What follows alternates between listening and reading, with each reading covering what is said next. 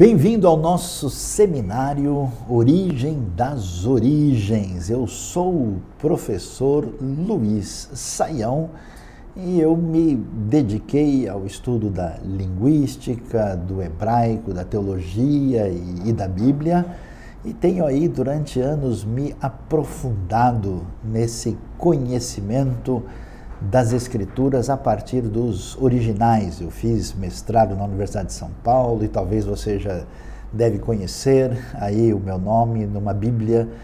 Eu trabalhei na tradução da Nova Versão Internacional como coordenador geral, na versão também Almeida século XXI, na Bíblia a Mensagem. Eu fui o criador da Bíblia Brasileira de Estudos, desenvolvi os projetos aí do Antigo Testamento Poliglota, do Novo Testamento Trilingüe, ou seja, a gente deu uma boa caminhada nesses estudos e talvez você me conheça aí de programa de rádio ou já talvez na televisão, em alguma apresentação também online, digital, na internet, muita coisa de caminhada aí para a gente poder crescer nesse conhecimento bíblico muito diferenciado. E agora nós vamos aqui falar sobre a questão do tempo de Deus na criação. A pergunta é, será que é verdade, não sei se você já ouviu isso, né? Que entre Gênesis 1:1 e 1:2 se passaram milhares ou milhões de anos? É verdade? Existe alguém dizendo aí, naquilo que é chamado de teoria do intervalo, ou do gap, ou da lacuna, que existe um espaço de tempo enorme. Isso tem fundamento, tem base no hebraico?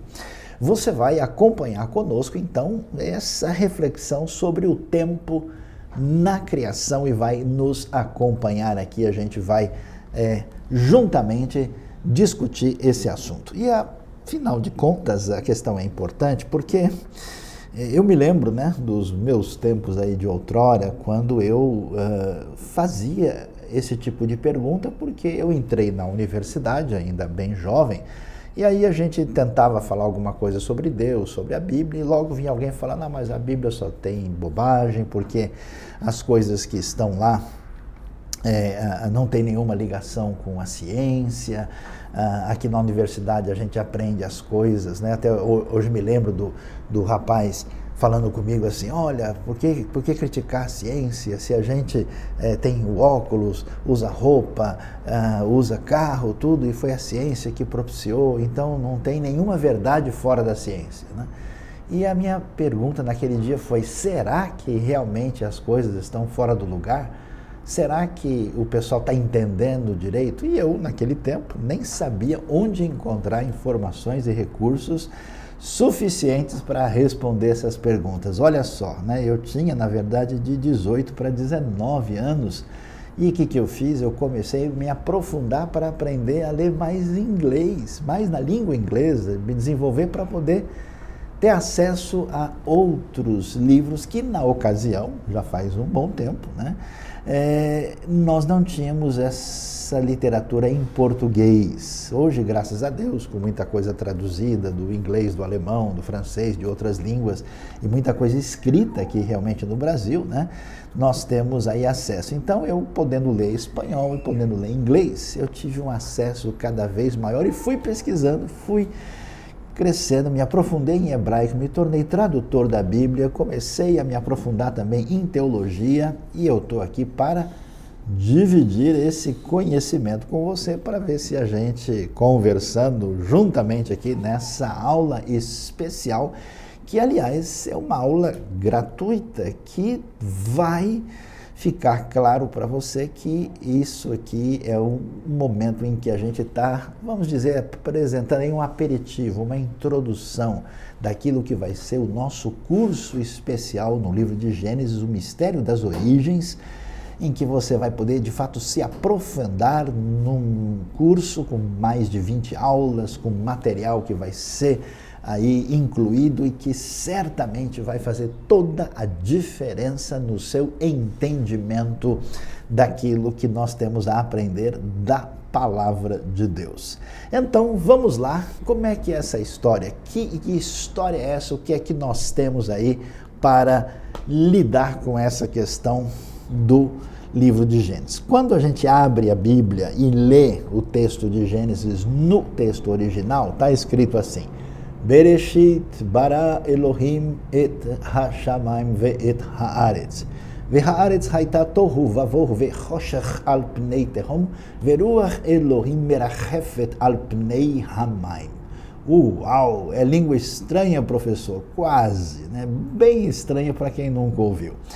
Mas olha lá, quando a Bíblia diz, no princípio, Deus criou os céus e a terra, né? Se os céus e a terra é uma maneira de falar que Deus criou todo o universo.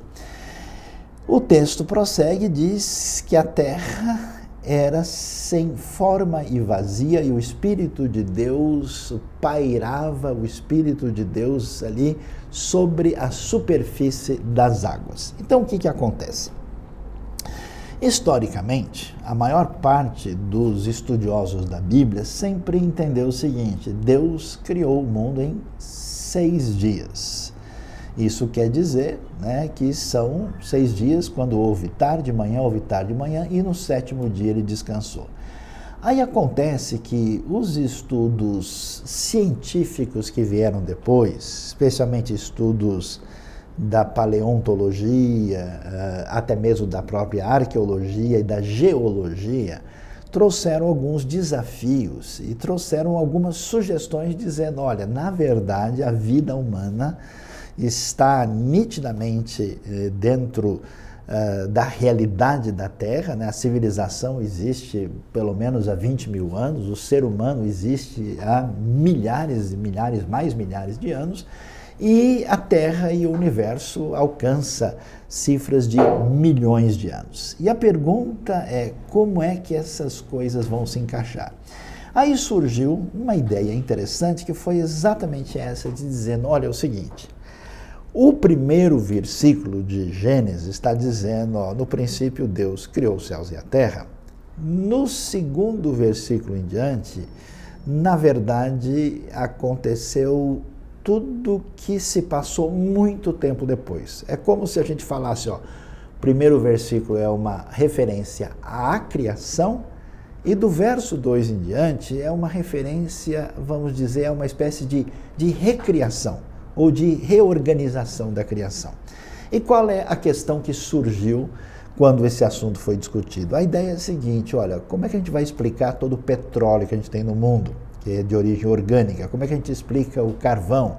Como é que a gente explica a existência dos dinossauros e outros bichos que parecem ter aí pelo menos milhares ou quem sabe até mesmo milhões de anos? A resposta foi o seguinte, tudo que a gente não consegue encaixar na história recente, atenção, cabe entre Gênesis 1:1 e Gênesis 1:2. Esse pensamento, que é defendido por muita gente, foi chamado de teoria do intervalo, teoria da lacuna ou chamado teoria do gap, que é a palavra em inglês para se referir ao que aparece nessa sugestão. E, além disso, a gente sabe muito bem que nós temos perguntas que não é tão fácil achar a resposta assim de imediato, né? E uma das perguntas que a gente tem é, peraí, quando é que aconteceu a queda de Satanás? Porque não tem dúvida, Jesus disse muito claro lá em Lucas 10, verso 18, que ele via Satanás cair do céu, né?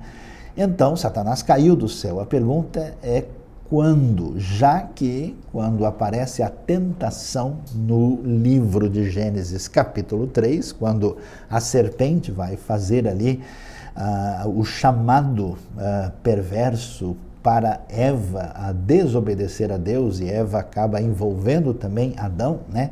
O texto lá fala da Nahash, que é essa serpente, a palavra Nahash em hebraico, da ideia de algo luminoso, assim, que chama atenção, algo que brilha, né?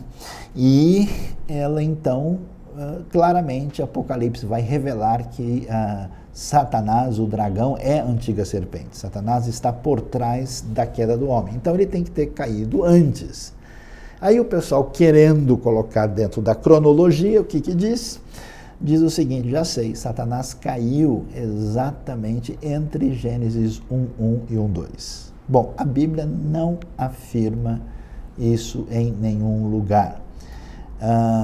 Algumas pessoas vão citar um texto de Isaías, que Deus não criou a terra para ser sem forma e vazia, e aí fazem uma tradução que não é correta, que não criou a terra para ser um caos, e vão dizer que sem forma e vazia é um caos. O texto não está dizendo que é um caos, está dizendo que a terra ainda não tem forma e que ela está desabitada.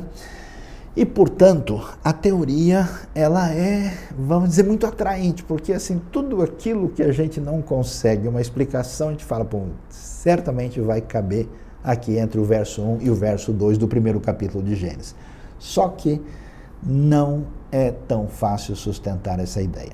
Por que razão? Em primeiro lugar, em nenhum momento, em todos os 929 capítulos do Antigo Testamento e nos 260 do Novo, aparece nenhum texto sugerindo isso, falando, olha, porque depois da criação não há nada, nenhum versículo que venha dar uma ideia. É estranho demais que nós tenhamos aí um intervalo tão importante, tão assim significativo, e que esse intervalo venha aí de alguma maneira dizer para a gente que essa situação aconteceu assim. A segunda questão que chama a atenção de todos nós é que quando a Bíblia vai falar da criação, por exemplo, né, quando o mandamento lá aparece em Êxodo capítulo 20, que vai dizer para os israelitas que eles deveriam guardar o Shabat, né, o dia do descanso, em lembrança àquilo que aconteceu na criação, o que nós encontramos lá?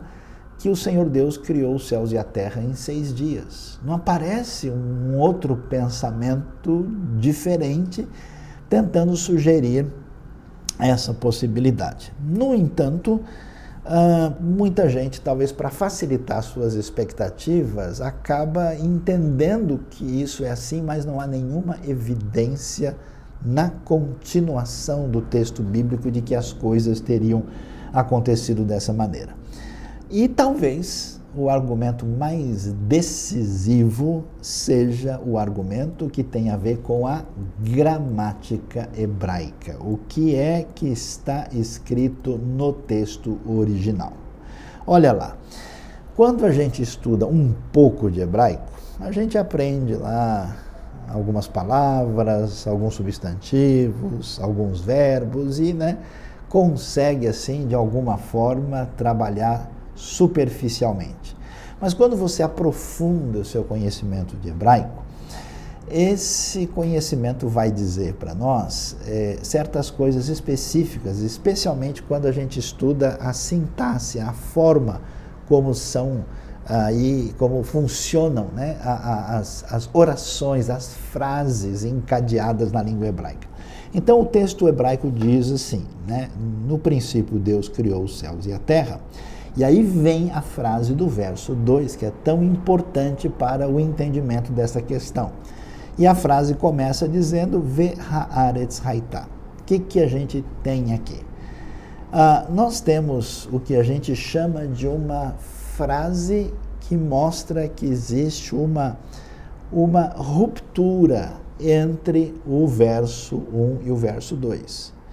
Porque a gente poderia imaginar que o texto de Gênesis estaria dizendo o seguinte, no princípio Deus criou os céus e a terra, né? E a terra era sem forma e vazia, como se fosse uma sequência direta do texto, o que dá para nós, a gente chama, né, na língua portuguesa, de uma conjunção aditiva simples, né? Ou seja, a partícula hebraica lá, que é um vav, né, seria um vav aditivo que daria a sequência e, vamos dizer, a gente colocaria um ponto final, ou talvez até um ponto e vírgula, e continuaria no verso 2. A gramática hebraica sugere que essa ideia não se sustenta ali. Não é recomendável. O que o texto está dizendo no hebraico é que o que deveria aparecer é primeiro o verbo, né, e depois o substantivo. Mas no hebraico está diferente, está escrito Primeiro o substantivo, depois o verbo. Ve'haaretz haitá. Isso mostra que nós temos como se fosse assim um novo parágrafo, uma separação. A gente chama isso de uma frase disjuntiva no texto original.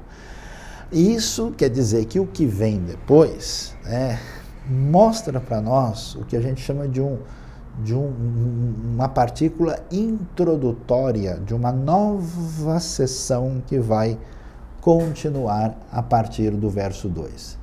As indicações são que Gênesis 1:1 é como se fosse uma espécie de título. Pessoal, vocês vão ouvir agora a história de como Deus criou tudo que existe. E, na sequência, então, vai mostrar como foi essa criação a partir dos detalhes que se definem a partir do verso 2. Mas alguém pode perguntar, não, mas espera aí, mas a teoria do intervalo favorece isso, porque exatamente o verso 1 é uma coisa, o verso 2 começa outra coisa. Pois é, mas a teoria que tenta colocar milhares ou milhões de anos entre o verso 1 e o verso 2 do primeiro capítulo de Gênesis vai fazer uma mudança na gramática hebraica que é difícil de se comprovar linguisticamente. Olha, eu vou até tomar um pouco d'água porque a coisa está ficando mais complicada aqui. O que eles vão dizer?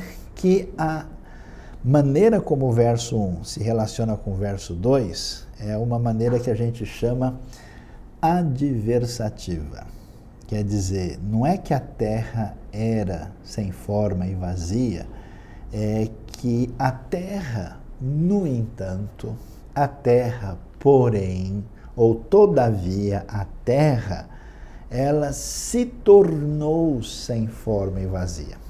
Então a teoria baseada numa gramática que não é fácil de sustentar, ela vai sugerir exatamente isso, que no princípio Deus criou os céus e a terra, criou todo o universo.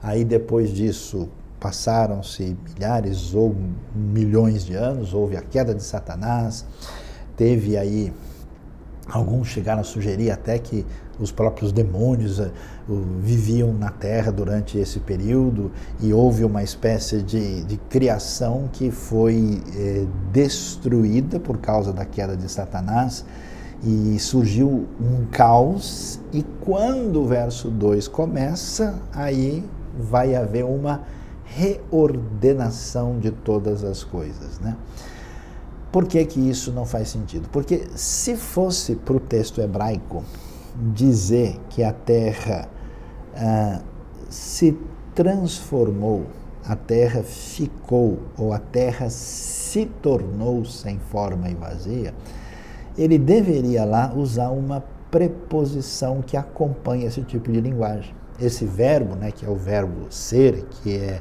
hayá, e aqui está escrito haitá, por causa do fato de terra ser um substantivo feminino no hebraico, devia ter haitá le, mas não está escrito isso lá.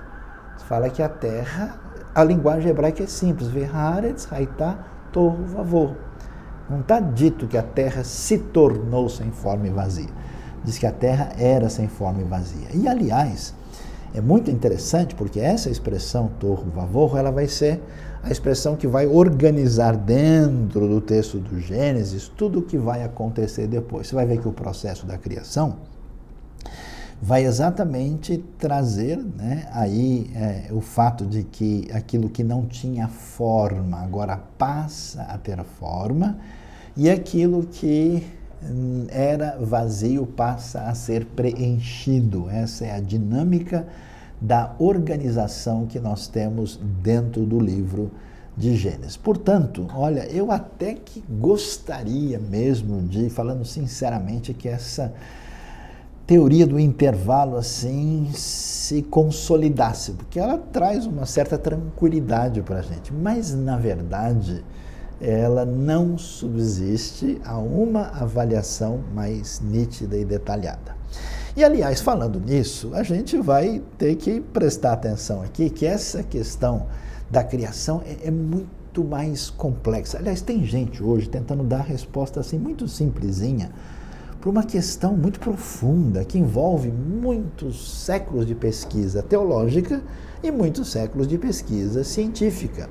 E, de fato, a Bíblia e a ciência tem certas coisas que elas conversam em conjunto. Tem outras que a ciência vai falar de um assunto que a teologia não vai se envolver nisso porque não é o seu ponto de apoio, o seu ponto de referência. É a mesma coisa, tem coisa que a ciência não tem que dar opinião na área de teologia. Eu me lembro que uma vez eu estava lá em Israel e alguém perguntou: professor Sayão, acharam alguma prova da existência de Deus lá na pesquisa arqueológica? Eu falei: olha, dentro do sítio arqueológico, cavando lá e achando, não é exatamente o lugar que você vai achar prova da existência de Deus.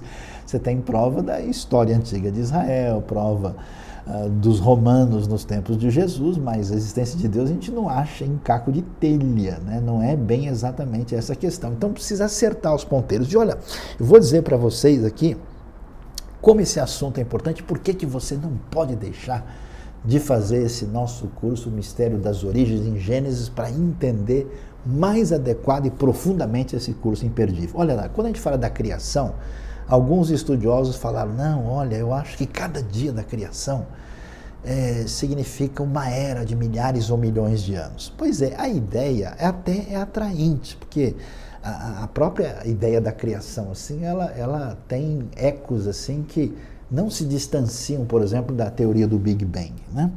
Mas é artificial demais. Se você for ler Gênesis, você vai ver que as plantas são criadas no terceiro dia. E o Sol e a Lua e as estrelas são no quarto dia. Então você acha que as plantas iam ficar esperando aí milhares e milhões de anos para o Sol aparecer depois? Isso é muito difícil de sustentar no texto. Outras pessoas sugeriram uma coisa muito maluca, assim, que é tentar dizer que a criação não é do universo, é só a criação no ambiente do Jardim do Éden, naquele lugar, e por isso que a Bíblia fala uma coisa, a ciência fala outra. Essa teoria também não tem nenhum fundamento.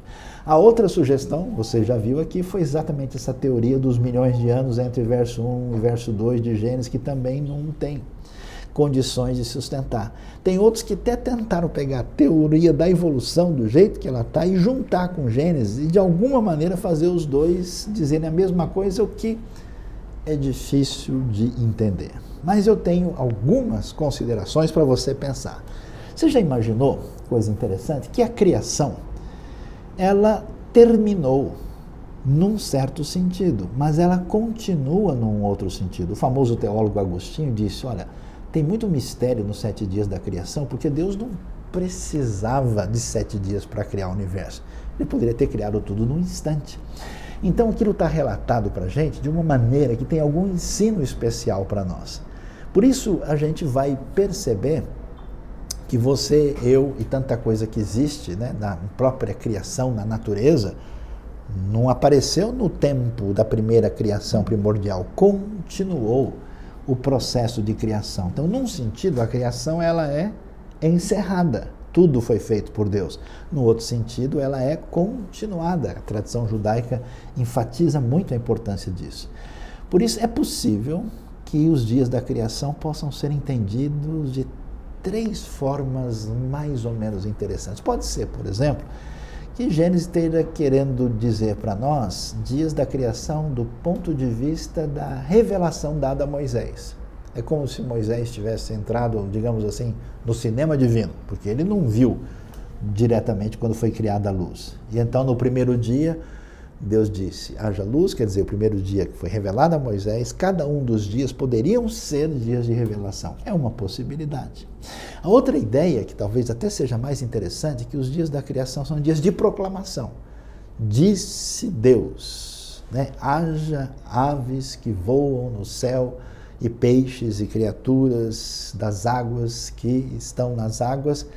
Quer dizer que elas foram criadas e passaram a continuar sendo criadas através da história. São dias da proclamação divina que se estabelecem ali e passam a existir na criação, tanto acabada como na criação contínua. Isso acaba tirando muito do debate maluco que muita gente tem sobre assuntos que não entende no original. E, finalmente, uma das possibilidades mais adequadas é ver esse texto dentro do seu enfoque literário.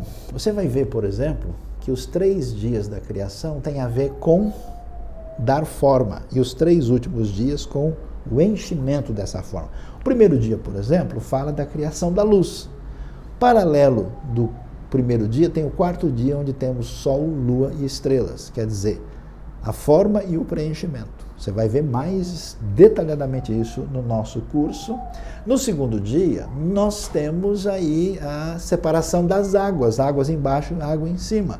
No 5º dia, você vê o surgimento das aves que estão lá junto das nuvens e dos animais que vivem dentro d'água. No 3º dia, surge a Yabashá, terra seca, e no 6º dia, nós temos os homens e os animais. Então, é uma organização feita de uma maneira que uma criança, que um pastor de ovelhas na antiga terra de Israel, que uma pessoa de qualquer lugar do mundo certamente entenderia. A Bíblia jamais ia ser escrita numa linguagem científica exageradamente elaborada, porque senão só meia dúzia de pessoas iam entender isso.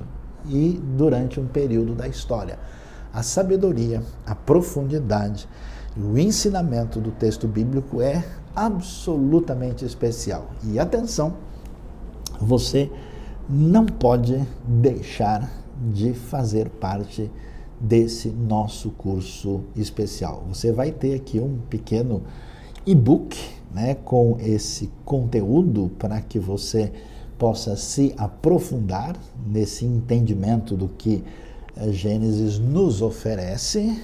Eu sei que esse assunto, essa discussão da teoria do intervalo, essa questão dos dias da criação é um assunto polêmico e existem diversas opiniões.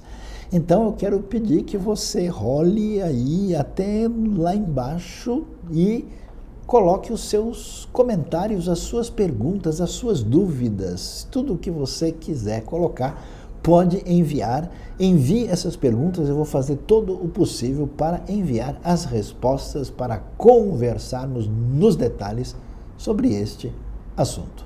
Se você gostou dessa aula e aprendeu tanta coisa interessante, fique sabendo que a próxima aula será sobre havia dinossauros no livro de Gênesis. O que a Bíblia ensina sobre isso? Você quer receber o link será enviado no grupo. Agora, se você quer ir mais longe e você gostaria de concorrer a uma bolsa de estudos aí do nosso curso, você precisa já imediatamente entrar aí no grupo de WhatsApp VIP. Entre agora mesmo e participe desse sorteio de bolsa que irá acontecer. E se você gostaria de ter acesso a um e-book com o conteúdo dessa aula, você pode clicar aí embaixo e também ter acesso a esse conteúdo especial.